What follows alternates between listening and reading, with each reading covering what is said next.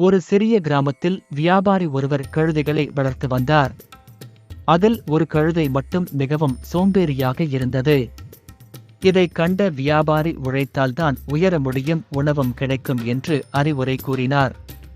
உழைக்க விரும்பாத கழுதை இங்கிருந்து எப்படியாவது தப்பித்து சென்று விட வேண்டும் என்று எண்ணியது. மறுநாள் அந்த கழுதை வழி தவறி வந்து ஒரு நரியை பார்த்தது. கழுதையை பார்த்த நரி, நண்பா, நீ ஏன் இப்படி கஷ்டப்பட்டு பொது சுமக்கிறாய்? எங்கள் காட்டில் நாங்கள் சுதந்திரமாக திரிந்து உணவு சாப்பிடுகிறோம், இங்கு ஏன் நீ உழைக்க வேண்டும்? நீயும் என்னுடன் காட்டுக்கு வந்துவிடு என்று கூறியது.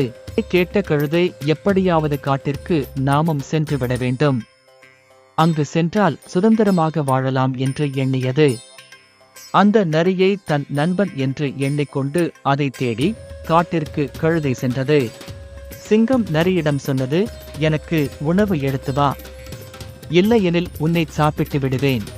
என்ன செய்வது என்று யோசித்த நரி வழியில் தன் நண்பனான கழுதையை சந்தித்து சொன்னது, சிங்கம் உன்னை ராஜாவாக ஆக்க விரும்புகிறான், நான் உன்னுடன் வருகிறேன், நீ வா என்று அழைத்தது.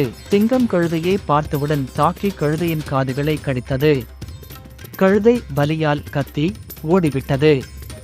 தப்பித்து வந்த கழுதை கோபமாக நரியிடம் சொன்னது, நீ என்னை ஏமாத்திட்டாய். நரி பதிலளித்தது, முட்டாளே, அவன் உன் காதுகளை மட்டும்தான் எடுத்தான், கிரீடம் உன் தலையில் வைப்பதற்காக. அதை நம்பிய கழுதை மீண்டும் சிங்கத்தை சந்திக்கச் சென்றது. சிங்கம் கழுதையின் வாலை கடித்து பறித்தது. மறுபடியும் தப்பித்து வந்த கழுதை இடம் இந்த முறை நரி சிரித்துக் கொண்டு சொன்னது, உன் வால் அகற்றப்பட்டது, இப்போது நீ இந்த சிம்மாசனத்தில் ராஜாவாக அமரலாம். 2 முறை உயிர் தப்பி மிகவும் சோர்வாக இருந்த கழுதை மீண்டும் சிங்கத்தை சந்திக்கச் சென்றது. இந்த முறை சிங்கம் அதை கொன்றுவிட்டது. நரி கழுதையின் மூளையைத் தவிர மற்ற உடல் பகுதியைக் கொண்டு சிங்கத்திற்கு சாப்பிட கொடுத்தது. சிங்கம் கேட்டது, கழுதையின் மூளை எங்கே?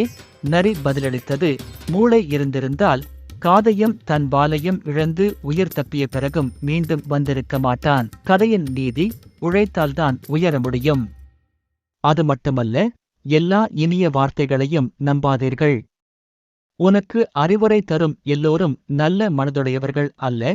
உங்கள் பொது அறிவை பயன்படுத்தி உண்மையான நலம் விரும்பிகளை அடையாளம் காணுங்கள்.